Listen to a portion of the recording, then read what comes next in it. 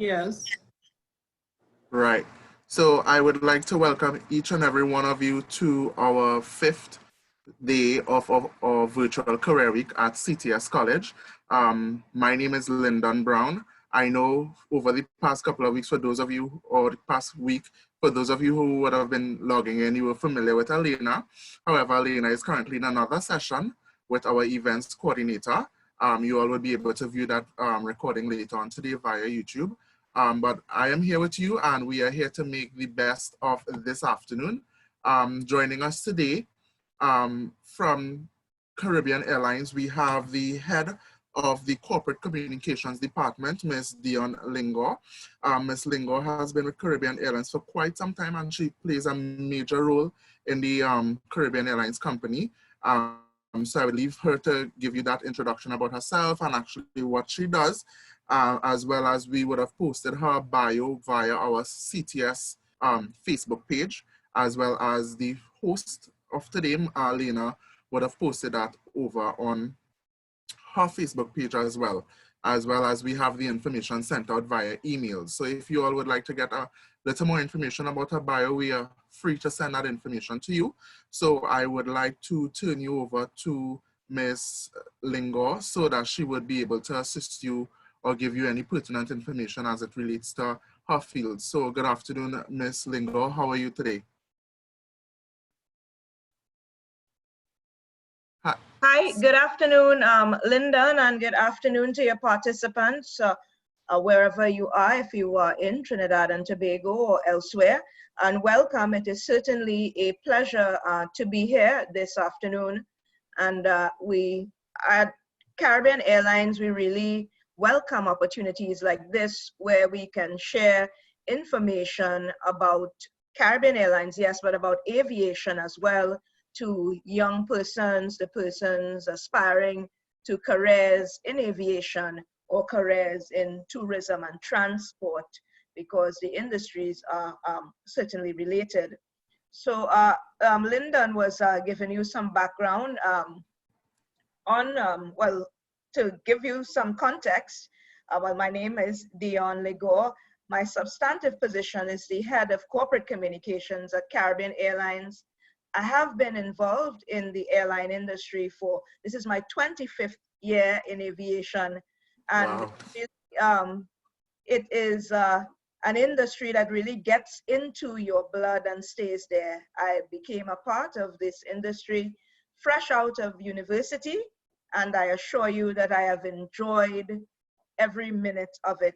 I'll give an example very quickly. I literally just ran into the office from the runway, what you would know as the runway, what we call the tarmac, because we were doing a photo shoot of the aircraft here. Because for the first time in my career, all of our aircraft are parked in one place. And that's certainly different in the business. So we wanted to capture that, to capture those images. By way of background, I studied business, and for my master's, I have it's a technical engineering-based master's in information and communication sciences. But in the airline business, there are a myriad of careers that you can pursue. We have pilots, of course, the obvious pilots. We have cabin crew, engineers, avionics technicians. You have persons versed in finance, because the finance of the airline business is most interesting. An airline, for example, is a high cash type of business. So you really need to know how to manage your resources. There's procurement. You have various areas in marketing. You have an area known as revenue management, and revenue management essentially manages what is the inventory for an airline, which are the seats. So an aircraft holds X or Y number of seats. We have a department dedicated to managing those seats to determine your profit margins, your break-even points, and a number of other elements regarding the nitty-gritty of the airline, so to speak. But to get to the basics, at Caribbean Airlines, At the very base level, you need 5 O-levels, which two of them must be maths and English, and that is the absolute base starting point. However, there are various positions, and depending on the nature of the position, there would be specific qualifications that you would have to meet to, of course, qualify to be interviewed for said position. We also have a most interesting cargo area, or cargo department. Cargo, where there is the commercial side and then there is the cargo side. Cargo deals, of course, with the transport of goods. We also transport live cargo as part of the cargo cadre, so to speak, the cargo artillery. So the cargo business is important. You have the commercial part of the business, and then of course the heavy technical aspect, because in an airline, safety, we do not compromise on safety at all. We are uncompromising with safety and security. The security aspect of the airline is another specialized area, but you have to start with basic security training, and then there are different areas that in which you can specialize, including the handling of explosives, dangerous goods, and to be trained to handle dangerous goods in an airline, that requires specialized certification. You have the airport environment, operations and the airport, and that really is, I find it to be one of the most exciting parts of the airline, because it is live. It is where you deal with the customers, it is the loading of the aircraft, boarding of aircraft, and it is a real, you do that every day. So it's a live situation. And but there's an area outside of what you see at the counters or what you see in terms of customer service known as systems operations control. And what that department does, they really manage the movement of the aircraft. So I'm saying all this to say, within the airline business, there are numerous careers that you can pursue, but there is one caveat and one guarantee. The dynamism of the industry is unlike any other. It really gets into your system, and when you love it, you love it. To this day, one of the most fulfilling things that I can listen to is an aircraft taking off or landing, because that is the final part of it. When an aircraft takes off safely and lands safely, I do a check in my head and I say, A, B, C, D, E have all done their jobs to ensure that that act can take place. So with that said, I'm delighted to introduce or to have with me today one of our cabin attendants. She has been a flight attendant now for some 10 years with Caribbean Airlines, and she will share some of the very exciting aspects of her job, what are the qualifications to become a cabin crew, what is useful, and the reality of it. And before I hand over to Terell Julian, I do a lot of interviews for different positions at Caribbean Airlines. And persons always say, oh, I want to do so-and-so because I like meeting people. But in so many instances, it is beyond that. It really has to do with a disposition of service and providing a particular level of service to persons who patronize and support the business. So I will hand over to Terell now. I want to thank you very much for giving Caribbean Airlines the opportunity to participate in this career day. And if there are any questions at the end, I'll be right here and very happy to facilitate as well. Yeah? So I'll hand over to, yeah, you're most welcome. I'll hand over to Terell now. Thanks.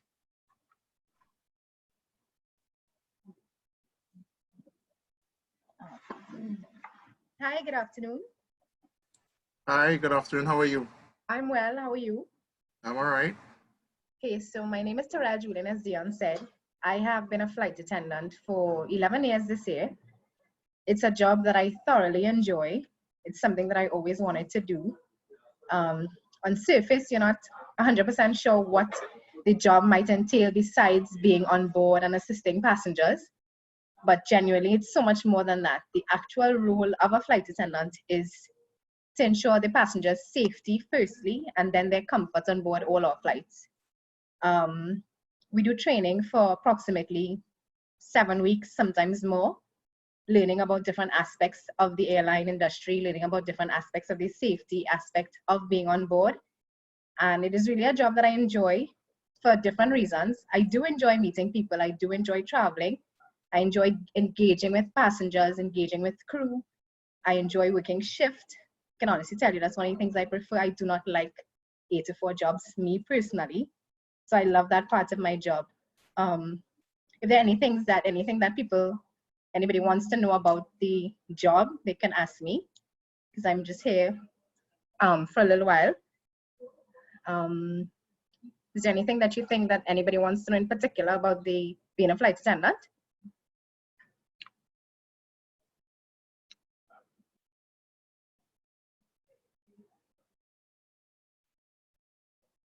Well, I guess I would go then.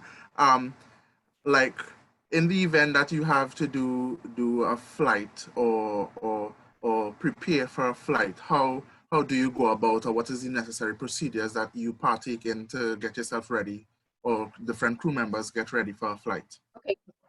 All right. So for instance, on the ATR, that's the aircraft that does the domestic route between Trinidad and Tobago, there are 2 cabin crew members and 2 pilots, so the captain and the first officer.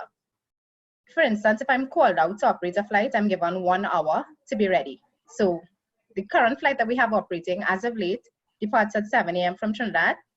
If I am not rostered to do that flight and they will call me at approximately, say, 4 a.m. or 5 a.m., tell me that they're calling me out to operate the service, and I have 1 hour before the transport comes to pick me up. So we get picked up, I get ready for work. When I get on board, the first thing that we have to do is a briefing with your crew member. So you do a briefing on this service, as I said, it's 2 people, 2 cabin attendants. So we do a briefing together discussing possible emergencies that may occur on that flight or at any given time. And then when the captain comes, he does a briefing with the entire crew or with the cabin crew members. We discuss things like the destination, the weather, if there's any emergency, a reminder of what the drills may be. It's a very short, what we call a briefing, but it's necessary before the job. It kind of prepares you in the event that we have an emergency. So that's pretty much it in a nutshell what we do at the start of a flight. And it's like that for other services, not just the ATR, but for the 737, which does the international routes. We always have a briefing among the crew members, because as I said, we are primarily here for safety. The service aspect is secondary. So we discuss a variety of things. We discuss if there were to be a fire on board, if somebody were to fall ill, and it could be an illness such as an asthma attack or a heart attack. It goes through drills. So we are trained in, well, you have to come with first aid, but you're also trained in different first aid aspects that you handle on board. What would you say are some of like your major challenges being a flight attendant thus far in your career? One of the major challenges, I think it's because of the nature of Caribbean people. We have a tendency to want to do things the way we want to do things. So for instance, you go on board, you tell a passenger, just let me ensure that your seatbelt is fastened. It's just like if you're in a car. It's a moving vehicle, you have to wear your seatbelt. Just like if a police officer stops you, you have to show them that you're wearing the seatbelt. It's like that. The passengers sometimes think it's very nonchalant and feel like we're harassing them, but it's really because we're conscious of their safety. Sometimes we come to them and we say, ensure that the window shade is raised. And it's because most emergencies occur on takeoff and landing. So the window shade needs to be open so you can see if there's anything happening outside that we may not see from where we are sitting. If there's a fire, if there's something dangerous, if there's smoke. So, the challenges that we have is trying to explain to maybe 154 passengers on an aircraft, this is why you have to do this is why we need to do that. So it's minor for me, but I think it's because I've been in the industry for such a long time. For somebody who's newer, they're very thin skinned and can't understand why I have to keep talking to the passengers, but it's sometimes just genuinely because they don't know. So. Right. And this question is basically for everyone that is on so far. If for example, if someone wants to get into the career of being a flight attendant, what is the process, or what I know Ms. Ligore spoke about the having maths and English, but what additional credentials persons might have in the event that they want to get into Caribbean Airlines or air hosting on the whole? So yeah. If you want to get into being a flight attendant, you need 5 CXC passes, inclusive of mathematics and English language. You need a valid first aid certificate, and you need a flight attendant swimming certificate.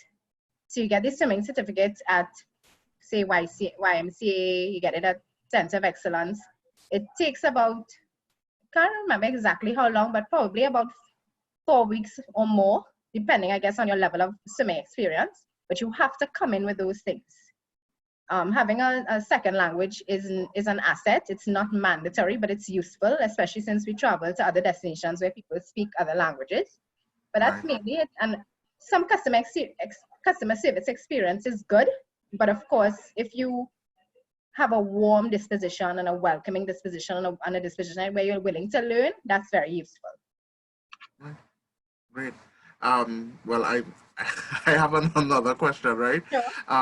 Taking into consideration that you would, or persons on the meeting now would like to apply for positions being available to Caribbean Airlines and air hosting, what is the process they can go through to get that done? They can drop it hard copy at the office at Caribbean Airlines at Irie House in Piarco, or they could try the website www.caribbean-airlines.com and send in applications there. They usually have vacancies, and if not, you just send it in and specify that that's the area that you're looking at. Okay, great, no problem. Guys, do you all have any additional questions for Ms. Julian before she leaves us? Hi, good day. Hi.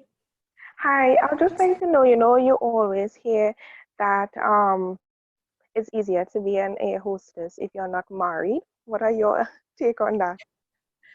I'm not sure that I've ever heard that before, but I think the reason why they might say that is because you're not always at home, because we live in other places.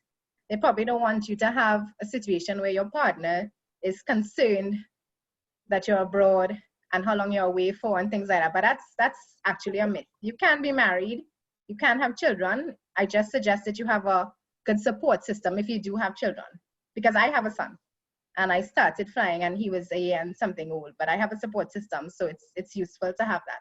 But you can be married and it does not hamper your chances of becoming a flight attendant. All right, thank you. You're welcome.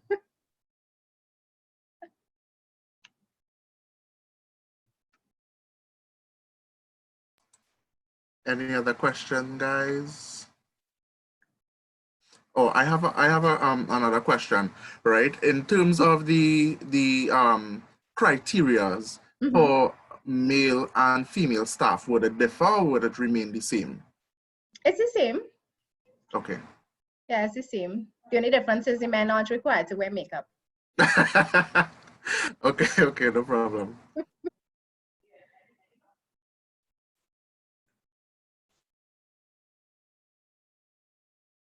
Oh, one tip though, when you're studying, teamwork is like one of the most challenging things, or you feel like it's one of the most challenging things when you're going to school.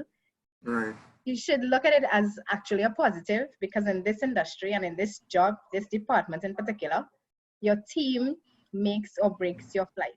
You ideally want to be able to communicate well with people. You want to get along with people, at least for the flight and for the sake of the job, because it is mandatory to have a good support system in your team for a flight to be most enjoyable.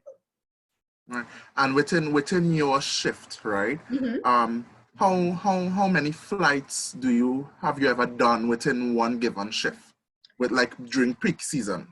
Well, it's difficult to gauge exactly, because okay, we have a 28-day roster, And in that roster, we are given approximately 9 off days. We are given flights and a combination of flights and reserve days. So some of the reserve duty times are you're on call from 3 a.m. to 11 a.m. You're on call from 5 a.m., sometimes 5:30 in the afternoon. So it differs. Sometimes you're rostered and it looks like it's Monday to Friday, but within that, you're sometimes away for at least 2 days, or you leave today and you don't come back until the morning of the third day and so on. So it's difficult to gauge. That's the thing, you have to be prepared to sometimes be away on weekends, sometimes be away during public holidays, different events, sometimes be flying the day of your birthday, Christmas Day, things like that. But after time and with shift changes, it works out, usually, for most. Right. Which gives my other question, right?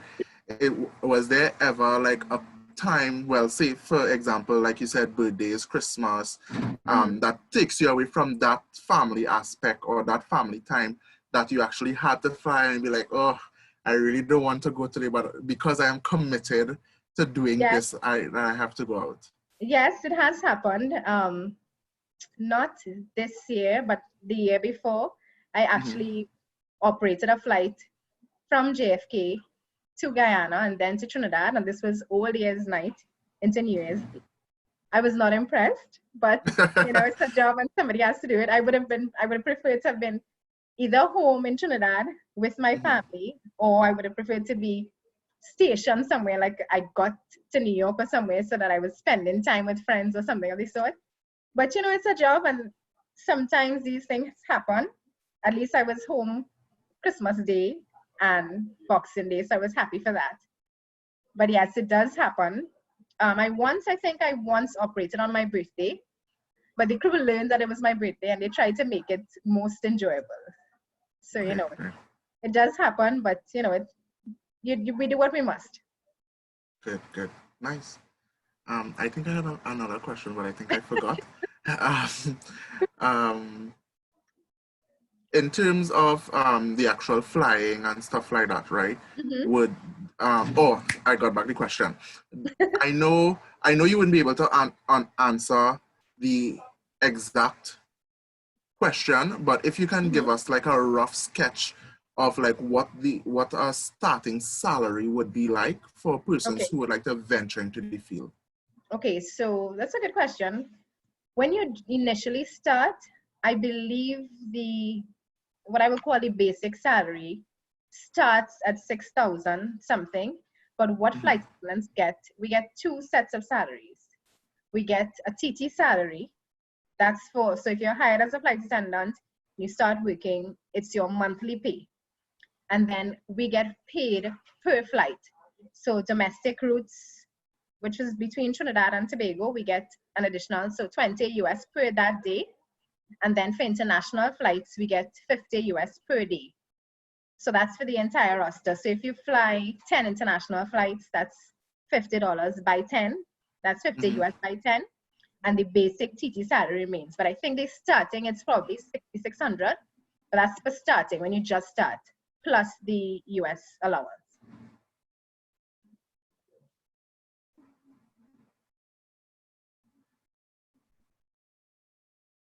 Okay, great.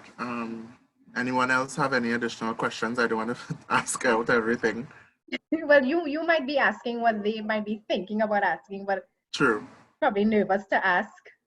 Yes, and I have a next question with that being said.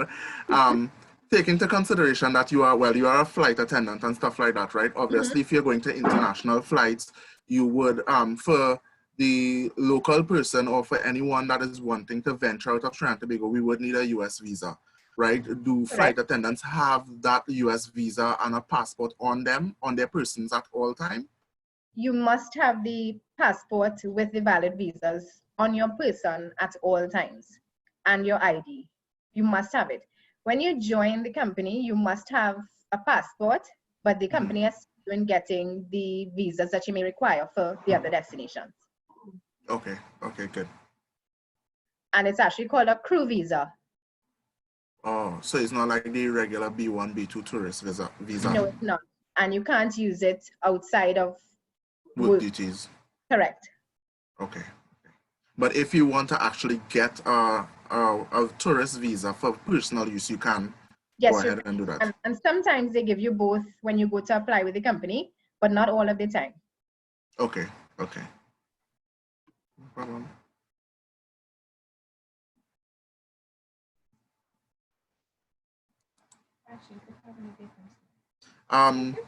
I just had another question that came in on WhatsApp here. Do you all have any vacancies for for flight attendants right now? I know given the current situation with COVID-19 and stuff like that. Yeah. I'm not 100% sure, but they can check their website. Mm-hmm. They usually post vacancies for various departments on the website. Okay. And well, this will be my final question for this afternoon. Would you, or if you had the option to change career paths now, would you do that, or would you stay a flight attendant? And this is a part 2 question. And if you plan to stay, do you see yourself moving up in the company so far? As of now, I am very happy with my job as a flight attendant for a few reasons. It allows me the time if I want to continue my studies, which I have done. It allows me time to spend with my son, who's currently pursuing well, he has to write the essay exam shortly. It allows me time to see about other parts of job ventures that I'm currently pursuing. So as of now, I'm very happy as a flight attendant, but it does allow for upward mobility within the company. But I am very happy where I am right now. Right. I see we have one question coming in from Devanan Kanhai. He wanted to find out, does Caribbean Airlines hire via Swissport? Dionne is going to answer that question for you, Devanan. Just hold. Right. With respect to that, Swissport is the handling company for Caribbean Airlines. They assist and support the airport operations. So the short answer to that is no, we do not hire through Swissport. Caribbean Airlines hires independently. But if somebody is working with another organization and they wish to apply to Caribbean Airlines, they're free to do so. Great. That helps him. I would be, sufficient information for him. Right. Taking into consideration that someone has, say, 5 subjects, not maths, but they have like a tourism degree as well as a bachelor's degree, would that give them any exemptions from doing the maths, or is it that maths would be strictly needed? Yeah, the HR department, that is the call of the HR department, but usually the criteria is 5 subjects inclusive of maths and English. Of course, the company, if one has a degree, then you can disclose that, and there may be consideration, but that is the standard criteria. Work with 5 O-levels inclusive of maths and English, and anything else above that is addition. And also remember that specific jobs within the airline have specific criteria. So for example, technicians require particular license. The cabin crew must have first aid and swimming in addition to the O-levels. So there are different criteria for different positions within the organization. No problem. Thank you so much. One. Right. So I have another question coming in here. Are there any age limits to applying for the position or as a crew member or any jobs related in Caribbean Airlines? No, there is no specific or age limit. There's a minimum age limit of 18 years old, but there's not a maximum as of now. Not a maximum, no problem. As well as I know height. Would height be an asset as well? Yeah, there is a height specification. I believe you have to be at least 5'8" if I'm not mistaken, it's either 5'3" or 5'4". That's the minimum height. And your body mass index is supposed to be correlated in that they don't suggest that you are too heavy. Right. So your weight has to be in proportion to your height. At least when you start, it's also a requirement. Okay. I have a question towards you, Ms. Julian. Sure. What would be your most fondest memory or fondest part of being on an aircraft during a flight, or maybe when you land to a new destination, or what is that nostalgic feeling that you get, even if it goes back to past 11 years when you just started the job? All right. One of my most fun memories, I'd have to say, I was on operating a flight. I believe it was to New York. And this little girl kept staring at me the entire flight. And she's like, almost like she's shy. She was traveling with her grandmother, which I learned during the flight. So when I went to distribute the meals to her, I was operating that in that capacity. The little girl said, "Excuse me, miss, can I tell you something?" So I stooped down. I said, "Sure." She said, "You look like my dolly that I have at home." So, you know, that kind of like made my day. So she really kept staring at me as if she was fascinated. And then her grandmother said, "Yes, you really do look like her doll." That I had at the time. So that was one of my most fun memories. And then when we operated the service to London, the feeling of being there was an amazing one. I had not gone there until Carbin Airlines started operating that route, because I worked in WIA, but when the airline closed, I never made it. So it was a wonderful experience being there, and I will never forget it. And I really hope we resume that route, because it was one of my favorites. Nice. Right. Do we have any other questions for Miss Julian, guys? Remember, she has to go on a flight just now, so. No, I don't. I don't, but you know, if they're shy, this may not be the field for them. They have to be more assertive, so don't be afraid. Yes, I don't. definitely. What day is today? Friday. I don't bite on Fridays. Not on Fridays? No. Oh, okay.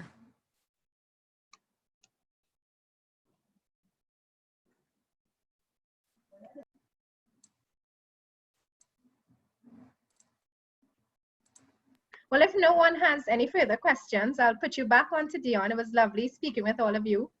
All the best. Keep safe. Thank you so much, Miss Julian. All the best to you as well in your career, and take care. Thank you. Nice meeting you. Bye. Bye. Hello. Hi. Right, well, I hope that the session was informative. It was great. It was really, really everyone. great. And of course, if you have questions, please feel free to send the questions to us via email, and I'll do my best to answer, to answer competently so that people get the information that they're looking for. But I would end as I started, that aviation, the airline, dynamic, exciting. When people may think it is an idle claim, when we say no 2 days are the same, and I assure you that no two are the same. You can expect anything at any time, and it really prepares you for life in a very good way, because you learn to deal with different circumstances that may be thrown at you. People have been asking me, so Dionne, how are you coping with COVID? And my response is, I'm well prepared, because it is what it is until it isn't. But having to deal with crisis situations and so on during the course of my career was real preparation. And so I tell them, this is the calmest I have been in years. Because you learn to step back and to understand that there are things within your control and there are things outside of your control. And you manage what you are able to, what is within your control, and what is outside of your control, you comply and press on. It is here, COVID is here. Fussing about it, panicking, and all of that is not going to change the fact that COVID, They have outlined particular guidelines: wear masks, wash your hands, follow the guidelines, and press on. Right? So I want to thank you sincerely for the opportunity to have our Caribbean Airlines guest with you today. We hope that the information was informative to everyone. And as I mentioned, should anyone have questions, please feel free to email us. No problem. So, Ms. Ligore, on behalf of the management and staff of CTS College, we'd like to thank you so much, as well as Ms. Julian, for all the insightful information that you all give us. You definitely piqued my interest this afternoon as well. So I hope that anyone else that have additional questions would reach out to you, as well as we'll be posting our video of this today, and we would send you a copy as soon as we do so. So we wish you and your team and your staff all the best, and we hope that everything works out for you. Take care. And to you as well. Take care. Be safe. Have Bye. a great day. Guys, for those of you who wants to join in the other session, I'm posting the link in the chat now with Miss Leslie and Keaton, and she's available. So if you're interested, here's the link, and feel free to join in.